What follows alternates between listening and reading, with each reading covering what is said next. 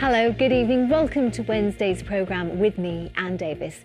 And well, we start tonight with a story which is going to lift your heart.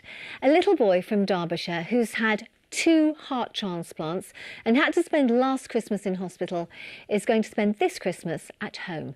9-year-old Corey Parkinstoville may still be in recovery, but well, he can't wait now for all the festive fun he's missed out on with his family. Simon Ward has been speaking to Corey and his mum. And we hope you have the best Christmas ever, Corey. Well, next tonight, a report released today shows that official concerns were raised about the potential for large crowds at Nottingham's Christmas market 2 days before it actually opened. The event was, you may remember, closed down after just 1 day because too many people turned up, and it seemed that social distancing went out of the window. Carolyn Moses reports.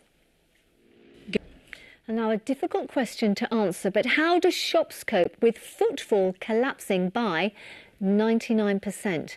Well, that's actually the calculation of one trader in Nottingham of the gap between this Christmas and last Christmas. They need help, she says, but the city has failed. Broadmarsh renovation is just standing in the way. Mike O'Sullivan has all the details. Prime Minister speaking earlier today, and well, this pandemic has of course meant we haven't spent too much time talking about Brexit for most of the year. But at 7 o'clock tonight, the PM will sit down with the President of the EU Commission to see if they can sort out a last-minute trade deal. Time, as we know, maybe is up at the end of the year. But for the Prime Minister and MPs, there's still an awful lot to be done. Our political editor, Tony Rowe, reports. And now, a story of positivity and solutions. A disused factory is being used to give homeless people the skills to build a future for themselves.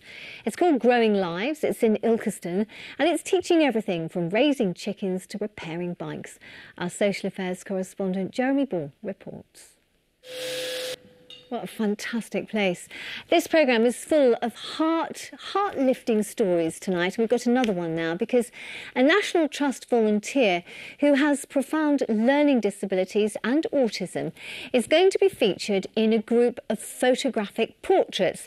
Now, they've been commissioned by the Trust as they celebrate 125 volunteers on their 125th anniversary. At 22 years old, James Drury has no speech at all, but he has learned to communicate with people anyway. He uses photographs. Our reporter Chris Waring has been speaking to James' mum, and she is Noreen.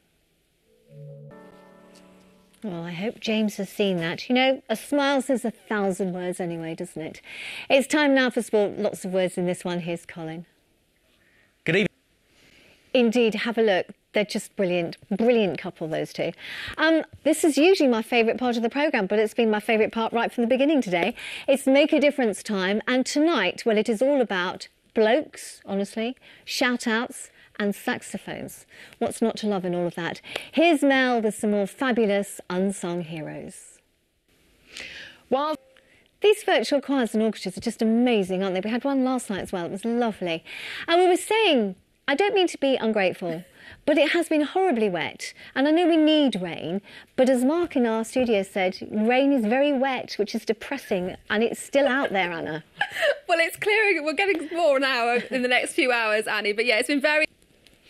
That's good, isn't it, that Saturday is the best day. That's just about it from all of us here. Don't forget that Emily will be back just after 10:30. Have a good evening, whatever you're doing, won't you? Bye-bye.